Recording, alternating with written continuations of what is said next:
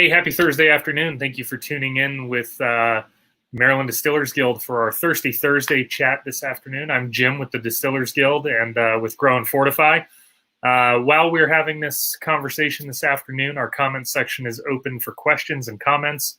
Our guests always like to answer any questions that you might have, offer any more information that you're curious about, and they really do like hearing from you. So if you have any comments about cocktails that you've tried at 10th Ward or anything about 10th Ward spirits that you'd like to pass on to Monica during our chat, do that in the comments section. We'll address those. And if you have questions, we'd love to hear them. It's a great time to learn a little bit more and engage with you about all things Maryland spirits. Before we jump in with Monica, did just want to give you a friendly reminder that the distilleries in Maryland are open for business. Whether you are electing to do carry out, go in to have a cocktail at a distillery that offers a cocktail tasting or cocktail menu, or if you're just going in to buy some spirits to support your favorite local distillery, please keep doing so. They're open for business. They're open for your patronage, and they're happy to see you when you order with them. Keep in mind that Maryland's distilleries can still offer direct-to-consumer shipping and delivery options in most areas. So see what your favorite distillery is doing, see how you can support them. And if it's most convenient for you to run to the liquor store around the corner and buy Maryland spirits, that's awesome too. We really appreciate it. For more information about what we're doing, marylandspirits.org is our website. You can see what the Maryland Distillers Guild has been up to. Check in on all of our members and just keep tabs on what's happening with the industry. Things are happening pretty quick. New things are happening all the time. And our members are excited to share their news with you. So without further ado, I'd like to introduce Monica Pearce of 10th Ward Distilling. How are you, Monica? I'm good. How are you doing? I am well. I would also like to introduce you as the Vice President of the Maryland Distillers Guild. That is a newly elected title for you, so congratulations on that. Thank you. I've had the pleasure to work on the marketing committee with Monica for the last 2 years, and it's been great. Looking forward to several more years with her in our leadership and seeing how we can propel this organization and continue to grow Maryland spirits, right? Hey, I have to say, you're really good at this podcast thing now, or this live video thing. I feel like I see like a future of, I don't know, radio DJing or podcast interviewing in your life. So when I first started doing stuff like this, my grandfather had a career as a radio DJ. He actually owned a radio station here in the DC area back in the 70s. That's what brought him to the area. And he used to give me good critiques, so I appreciate that. I always try to make sure that I have something to say before I jump into it. It gives people a few minutes to tune in and gets all the business out of the way up front. So today's talk with Monica is going to be mostly centered around the innovation in the craft spirits industry. A lot of interesting and new things happening out there. People are walking into their favorite local liquor stores and seeing a whole new variety of spirits products in front of them. But before we jump into talking about this innovation, I wanted to give Monica a moment to kind of introduce you to 10th Ward and let you know where they come from and what they're doing. So Monica, why don't you give us a little bit of a history about your business and what you guys have been up to for the last year? Yeah, thanks, Jim. My name is Monica Pearce. So I'm the founder and owner of 10th Ward Distilling Company. We are based out of Frederick, Maryland. I am in what we call the Whiskey Hall. So this is our private event space that we use for weddings and corporate events and that type of stuff. But the first floor of this location, we have a beautiful cocktail bar that we call the Cocktail Lab. It operates as our tasting room and our place that we showcase our spirits. And then we just expanded into a brand new production facility out by the airport here in Frederick, which is only a couple miles away from here. We are in what used to be considered the 10th Ward of Frederick City. So Frederick used to be districted into wards. They were the voting districts. So that's where we got our name from. The maps were all numbered with Roman numerals. So we have the logo of the Roman numeral for 10 as our logo. And that's a little bit of a history about us. We turned 5 this July, and we started off with spirits, but thanks to COVID, we came up with a wonderful pivot, which was to launch our canned cocktail line. We were processing all of these like to-go cocktail requests that we started doing as a new restriction that was lifted because of the governor's emergency order, and we were putting to-go cocktails in these little tiny like Tupperware containers that would break or leak, and they just seemed not very professional looking. And that's when I was like, all right, let's just push up the canned cocktail research project and launch a line and see how it goes. And that started in October. I think that's a really great way to kind of solve the problem, take the immediate need for more human input to make the cocktails and mix the cocktails to order, to have something that you can put out there not only in your business, but in the trade and represent you a little bit differently on the shelf. Thanks. I recall coming into your first location probably just a few months after you opened, and was very excited to see that there was a distillery in Frederick. Very excited to learn about your story and what was going on. And I want to congratulate you on moving out of your first production space, expanding to your new location in downtown Frederick, and then being able to expand out of the original production space to a even newer space. So congrats on that. That's cool stuff. Thanks. How hard was it to... Oh, go ahead. I was just going to ask, how hard was it to choose your new location? Oh, that was challenging. It not only that, but we were searching during COVID because we had considered moving, but when COVID hit, I was like, we can't afford to do this. I can't afford to expand or find a new space. Our rent was very minimal. We were in a 1,600 square foot warehouse just for production, which is crazy considering that we distribute throughout Maryland and DC. We were literally like fermenting totes in the back parking lot at one point.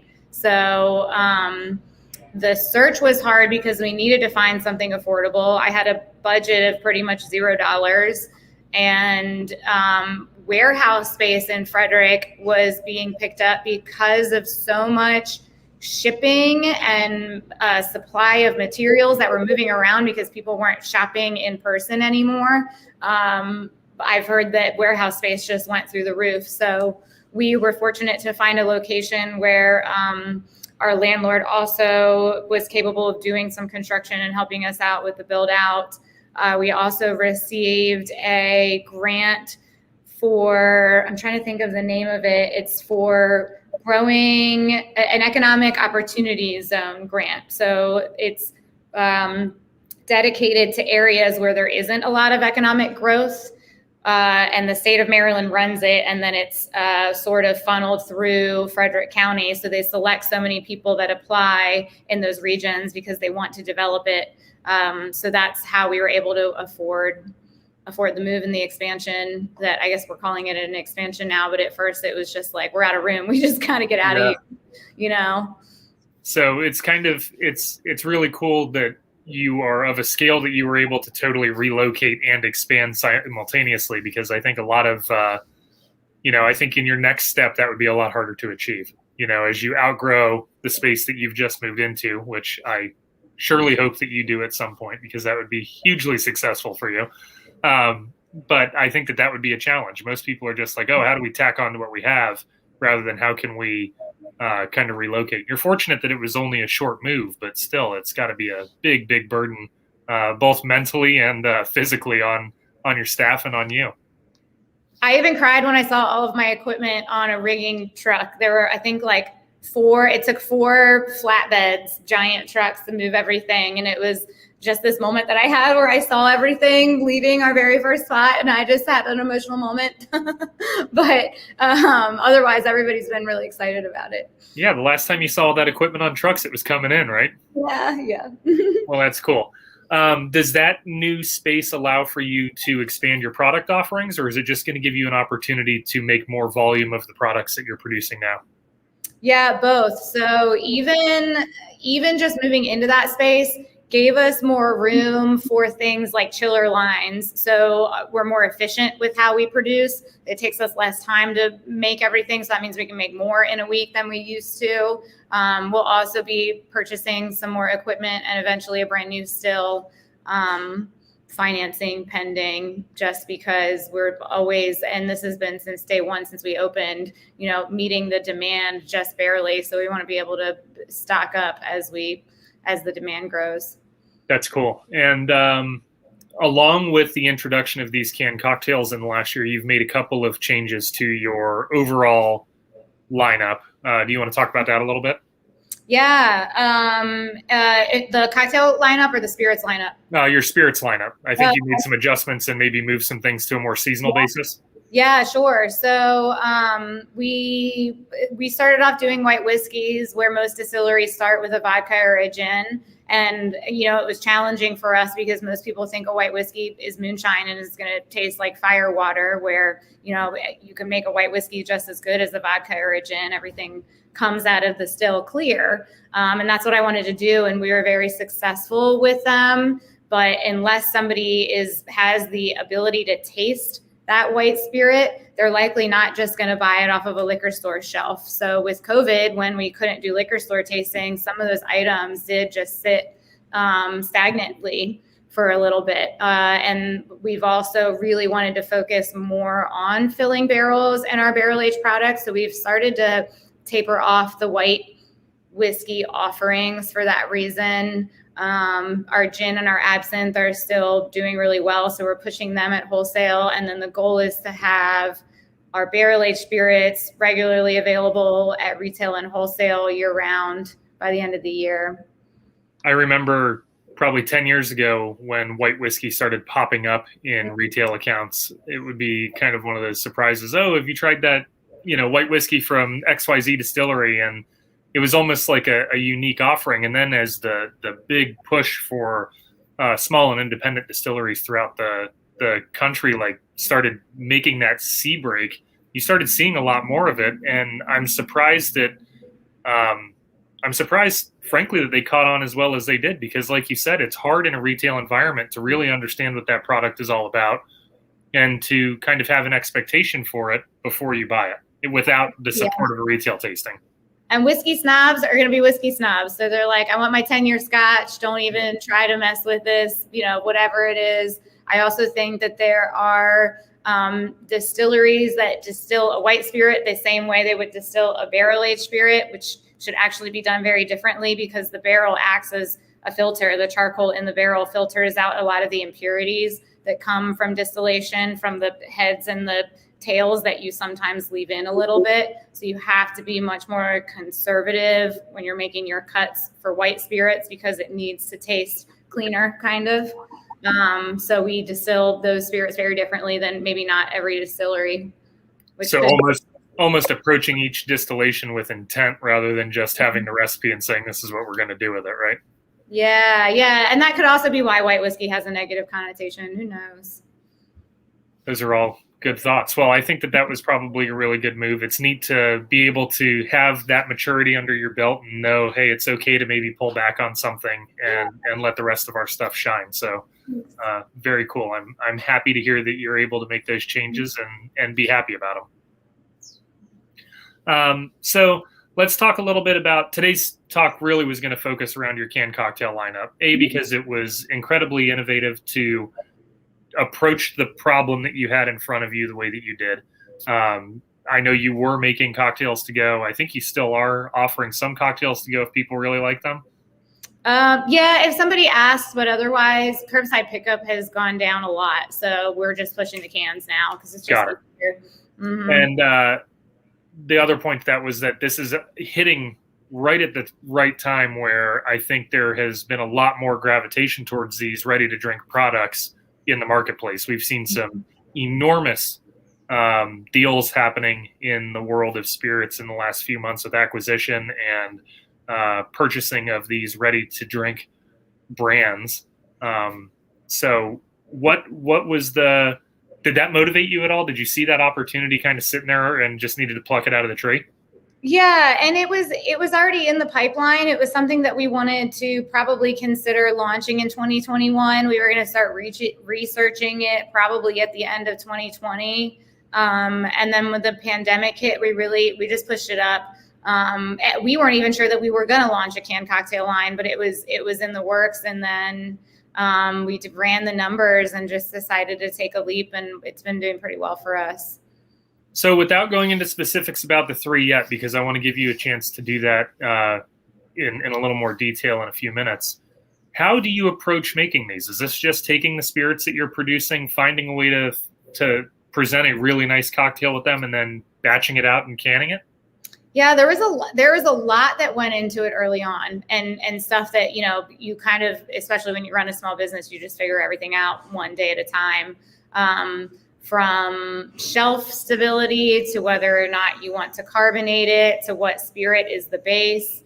These have to be super cheap to make too, which is really hard because, when you make something at craft, you kind of put the price on it that you need to based on how much it costs you to make. Whereas liquor stores aren't going to buy these unless they are sold at a certain price. So we had to start our research based on, what would be the most affordable. The other thing that we did was, which I don't necessarily regret it, but I'm going to take a different approach if I come out with new flavors, is that we sort of chose 3 of the cocktails that do the best at our cocktail bar to replicate those recipes and put them into cans, which is great because they're really popular. But a 3.5-ounce margarita made by hand at our cocktail lab is going to taste very different than an 8.4-ounce can at 8% made with shelf-stable ingredients. And so there are times where now I almost want to plan for the next recipe to be based on what we can make that the consumers would love, that still fits the brand, but might taste a little bit different than what we're offering at the bar. Is there a concern that people have had the canned cocktail and then come in and it's a different taste, or vice versa? I was worried about that for a little bit, but that hasn't really been an issue, which is good. I was also worried that people, because the 4-pack is $16 and it costs $10 for one drink here, I was worried that people were going to be like, oh, well, let me just order the 4-pack and then crack open a can while I'm here. That hasn't happened, which is really good. But it's really just been about, finding the right types of ingredients. We use fresh lime juice, for example, in a cocktail, which we can't put in a can because otherwise it's going to get moldy and gross and it's going to make somebody sick. Right. Well, those are all sensible considerations. It's nice of you to care that much. Yeah. And it wouldn't make any sense to go through pasteurization and all that with the scale that you operate at. So that would be a very tough thing to negate anyway else. But it is kind of cool because you've captured the essence of the experience at 10th Ward in these cans, because if these are representative of what you guys are seeing most people want to order, it's telling your story for you. So it's introducing that at least. And I think that that's a really cool approach for the consumer to be able to walk up and say, hey, this represents this place. That's really neat. And, yeah, thanks. And one of those cocktails is something that I don't think everybody's heard of, and it's got a very intriguing name. And I think that also gets people going. Yeah, the one you're sipping on behind the scenes. I figured I'd open one if we were talking about it. I think you should, absolutely. I feel kind of degenerate because I don't have a drink today. And you're right down the road. We should have. I know. I'll swing by in the next day or two and pick up a 4-pack of one of those because they all actually sound very delicious to me. Yeah, thanks. So let's talk about this whole kind of category in spirits. It's growing, it's booming, it's getting a lot of attention. Are you already getting demand for new flavors? Do you have people asking for new stuff? Yeah, the liquor stores started saying it the first time we released. So we started with both of the. I think we started with, I forget which one came out first, the Corpse Reviver or the Whiskey Sour. And as soon as we had both accessible to liquor stores, they were asking for more. And what's crazy is, I don't know if you guys have seen, Cutwater probably has a huge monopoly on the canned cocktail line. I'll go to a liquor store and I'll see 10 of their flavors on a shelf, and then I'll go to another liquor store and I'll see 10 other flavors that I hadn't even known existed. And I think they're just going to buy anything right now because it's so accessible. It's so easy. As much as you want to think that somebody became the best home bartender they could be during COVID, they're still lazy and they still want to just pop open a tab and sit out by their pool and have a cold cocktail. So I think this is going to stick around for a while. Well, this also is the sense you have of the matter of convenience. If I'm going on a day trip, or I'm going hiking somewhere, or I'm going to go camp, like this is a lot more convenient than packing up 3 or 4 bottles, my shaker, a couple of glasses. This is the way to do it, right? Throw it in the cooler with the beer that I'm going to drink earlier in the day, and I have something to settle down with at night. Well, that, and I'm seeing less and less people even wanting beer. Yeah, but there's something about the whole like gluten-free craze that's going on. Something about people wanting something healthier sometimes. Who knows what it is? So that kind of helps too. I've gotten more and more customers that are like that. Well, this is great because it just puts more and more options in front of the consumer for any type of gathering or any type of social setting, you know, and you don't have to rely on your neighbor who thinks that they are Tom Cruise from Cocktail. Yeah. Probably breaking bottles trying to do flips. Yeah, learn flair, right? So what drew you to this package size and this format? I think you have a really stunning visual take when you look at this slender can. I think the 4-pack is a great fit. What helped you kind of build out what that package was going to look like? Was it all kind of built around that idea of this can't cost $30 on the shelf? It was definitely around pricing for sure. We also just did a lot of research. We tasted a bunch of cans that were already on the shelf. You'll see some that are just the regular soda size can, which I think is 16 ounces, I want to say, or 12 ounces. That's like a Coca-Cola can or a regular like Bud Light can. And either you're going to get a cocktail that tastes like nothing because it's 4% ABV if you want to fit one drink in that can, or you're going to see like a little note on there that'll say, this is worth 2 cocktails, or this is 12% ABV. And then you just have to prepare yourself for being hammered if you're going to have more than one. So I wanted something that was going to be accessible, but also a little bit classy because the 10th Ward brand is sort of elevated. So I knew that I wanted something smaller than the average beer can, especially if you're drinking a cocktail. And then, like I said, my average drink here is somewhere between 3 to 4, maybe 5 ounces, because we don't put a ton of juice and sugar in it. We like to let the spirits talk for themselves. So I wanted to find a can size that still felt like you were getting a good bang for your buck, but could also still showcase our product and taste delicious. What's funny about these sizes, I wonder if I can put this up super close, is that it's 100, what is it? It's 250 milliliters per can, but the federal government, the Alcohol, Tobacco, Tax and Trade Bureau, we call them the TTB, does not legally approve the size of 250 milliliters. They do for wineries, but not for distilleries. So I can't sell these individually. So what we did was we got the can approved at 100 milliliters. And so this has to be sold as a 4-pack because it's unapproved, 1,000. It's an approved 1,000 milliliters as one package. So I even have to have these like not for individual sale signs and all these little like tags up here. So it's still packaged as 1 unit of 1 liter? Yeah. That's awesome. That's kind of it's not awesome for you. It's a headache for you. But it gets you the solution that you need, which is pretty cool. Yeah, so pretty much the same. This is a Red Bull can, if that helps people like figure out. This is the original Red Bull can size. So it's like what, 11.2 ounces or something like that? It's 8.4. Okay. Yeah. Oh, it's the real original. Mm-hmm. See, that can looks big in your hand. If I were holding that thing, it would look like a big lighter. After one, and you're like 6'20" or something. 6'20", that's about it. I used to know somebody who used to always introduce me as the guy that was 6'13". Yeah, there you go. I'm not over 7 feet tall. Let's stop that.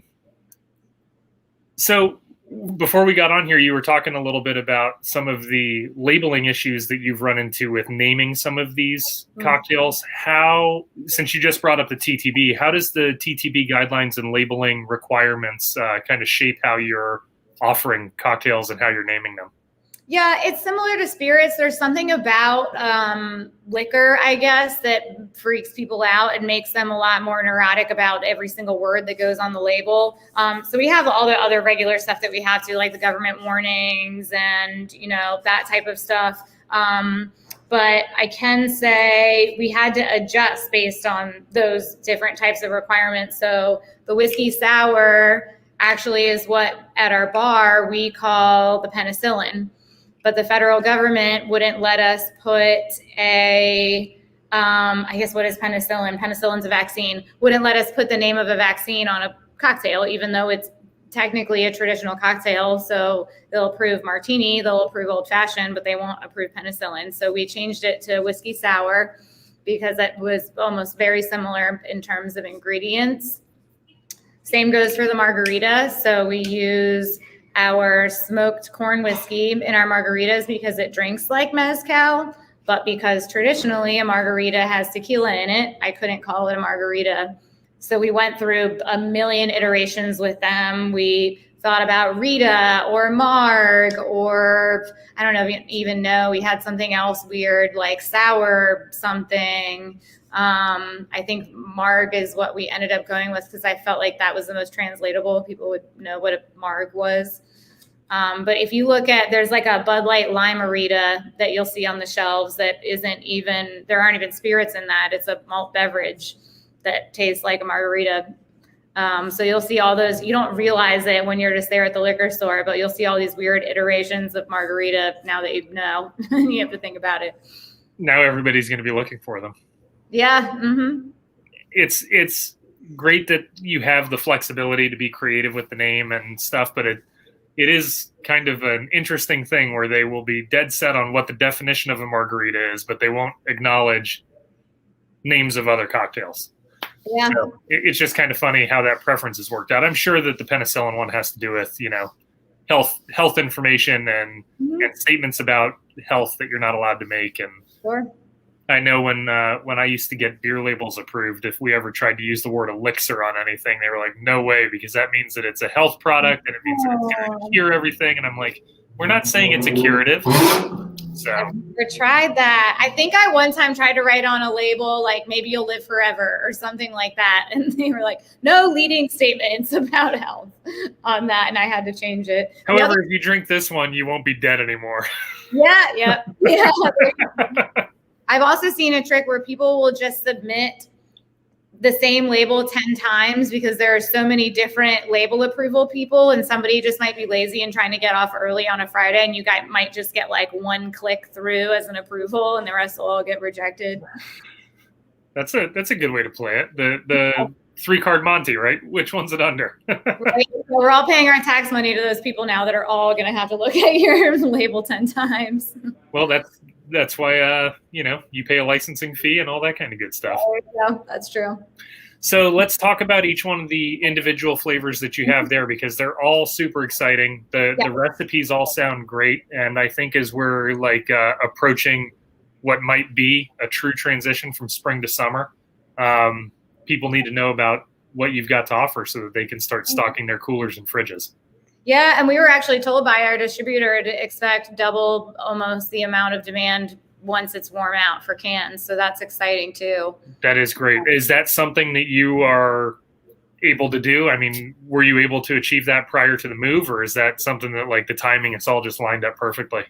It's been a little nerve-wracking because, equipment was shut down for a good amount of time, but we always end up making it work. So I'm not going to ever leave anybody hanging, which is good. And just before we get started, are these made with the exact same spirits that you already have? You're not producing a new spirit to make these drinks. These are made with the spirits that you're already producing. Yeah. And that might change eventually too. We use our Jennifer style gin, Jennifer inspired gin for the Corpse Survivor. But if we ever come up with a new gin style cocktail, we might do just gin instead of Jennifer, because Jennifer requires mashing and fermentation because it has a grain base. So there are times where we've considered adjusting that. But for now, you can buy in the bottle what is also in the can. Got it. So you're actually getting a cocktail made with that spirit that you fell in love with during your tasting. Yeah, for sure. Cool. All right, you want me to take it away with the lineup? Yeah, please. So let's start with the smoked whiskey sour. Put it super close up here. You can see our beautiful artwork, our little smoky guy. This has our smoked corn whiskey in it. It might eventually have our bourbon once we have more barrel-aged product available. We use a honey ginger simple syrup to sweeten this, so that adds a little bit of our like 10th ward punch to it. Ancient bitters, which is an Asian flavor style of bitters that we get from Modern Bar Cart out of DC. They're a local bitters company. So it has some fun like turmeric and ginger and other types of spice flavors that go with that. I believe lemon natural flavoring and citric acid that we use in place of lemon juice, which would normally be what you would make with a whiskey sour, and then our smoked corn whiskey. So this one is just fun. This was probably one of our most popular releases, especially during the winter.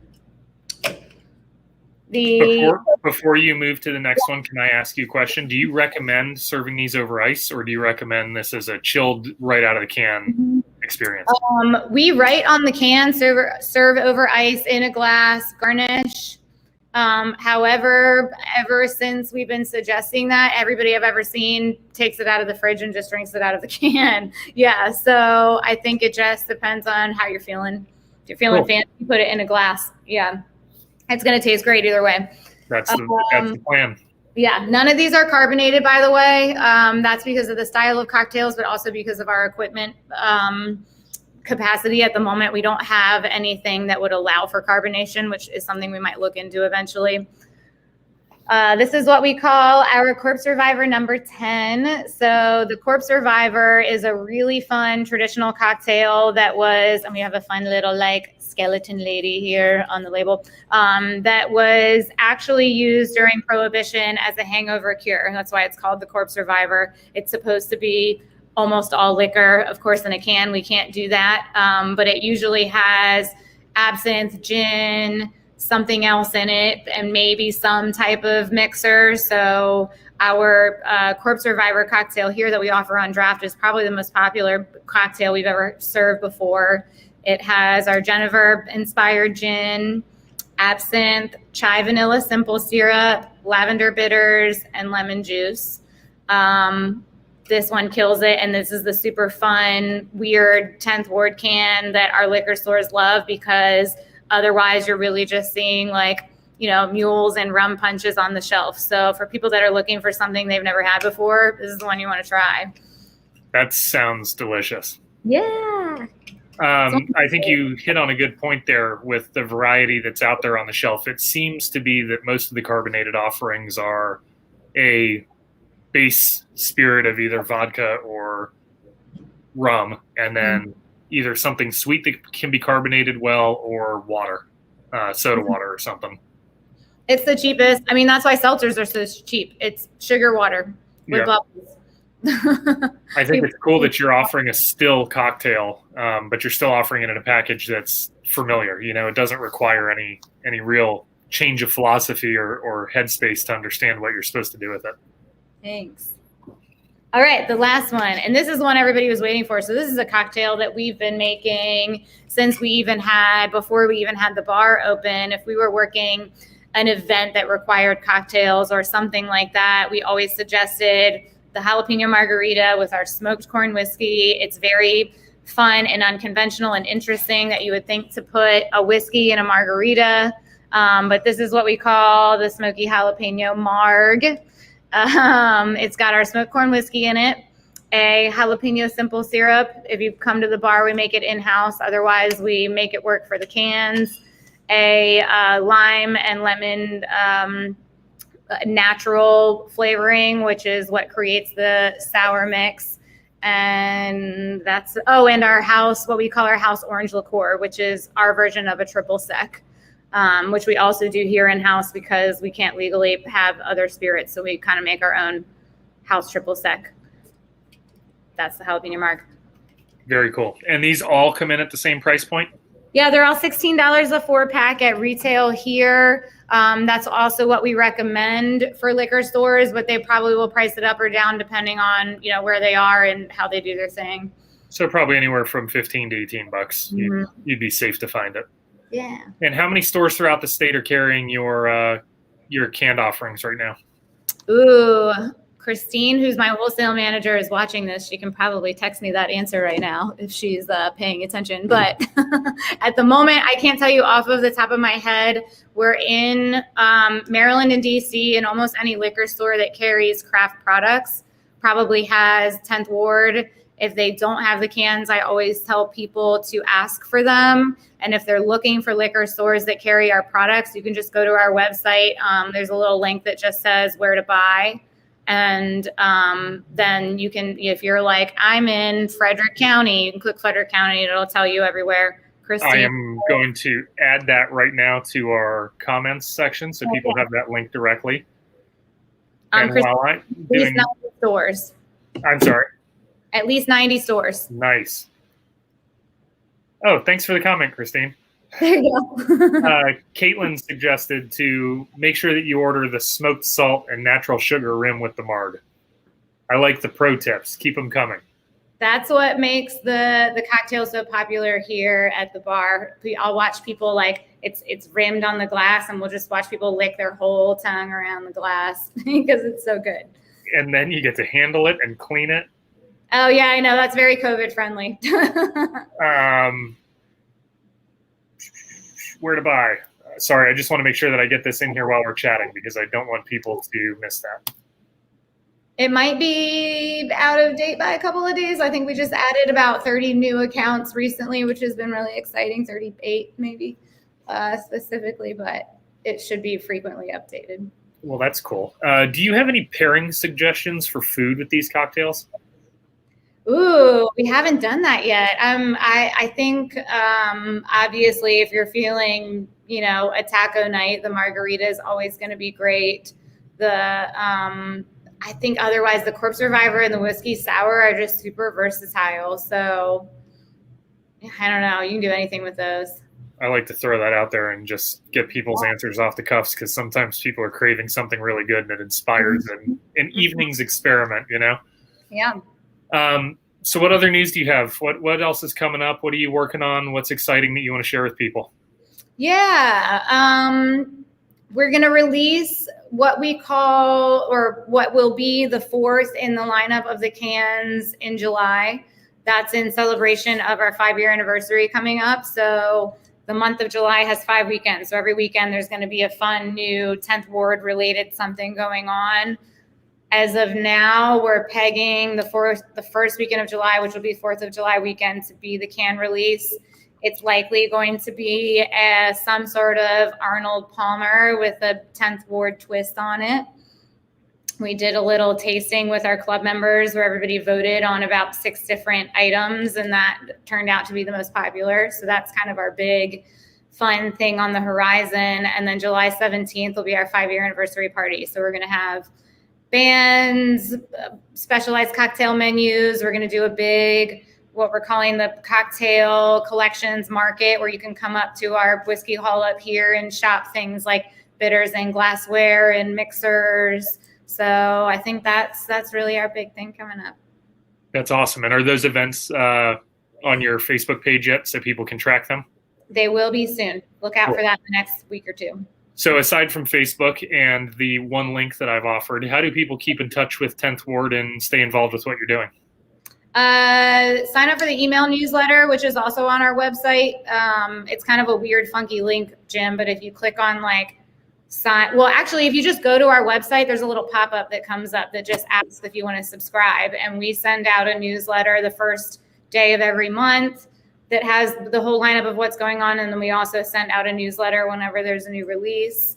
Facebook, Instagram is always super fun. And then if you're really super into spirits and you love doing the interesting things that you've never seen before, we have a bottle club that you can sign up for where we release a new spirit every quarter.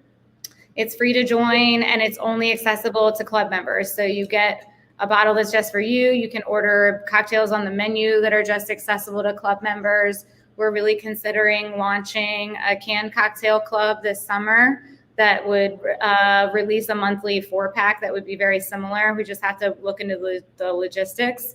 So I would also look out on the horizon for that too. That's awesome. If you have not yet joined Monica's club, I have heard nothing but wonderful things about it. Everybody I've heard of that has been a part of it has really, really valued their experience. So I would highly recommend checking that out. Yeah, we do fun events too. Well, I appreciate you taking the last 40 minutes on a Thursday afternoon to chat with me. This has been very enlightening. I like learning about all of the great offerings you have there, and it was great to kind of learn the history about how that came to be and how you use the threat of not being able to offer cocktails in little to-go cups as a good jumpstart to offer something that you knew would have longevity. So great move. Thank you. And I am placing my order for curbside pickup as we speak. What are you getting? I'm not sure if I'm going to do the smoky jalapeno marg or the Corpse Reviver. The Corpse Reviver is kind of calling my name right now. Highly recommend it. You'll see in a few minutes when it pops across your square. Okay. All right. Well, thank you very much for joining me this afternoon. For everybody that tuned in, thank you, whether you're watching us live or watching us in the next hour or two. We appreciate you spending 45 minutes of your time with us and checking in on what Maryland distilleries are doing. Please go out and support Monica's business at 10th Ward Distilling in Frederick. You can find them at 10thwarddistilling.com. They are on all the socials. You will locate all great things about her brand and the wonderful products that she and her team are putting out there. Support Maryland Spirits any way that you can. And for any more information about what we're doing, check out marylandspirits.org. And you can see all of our members, get a map to go visit them all, and learn everything you need to know about what's happening in the state. Have a wonderful afternoon and be safe. And Monica, have a good one. Cheers. Bye-bye.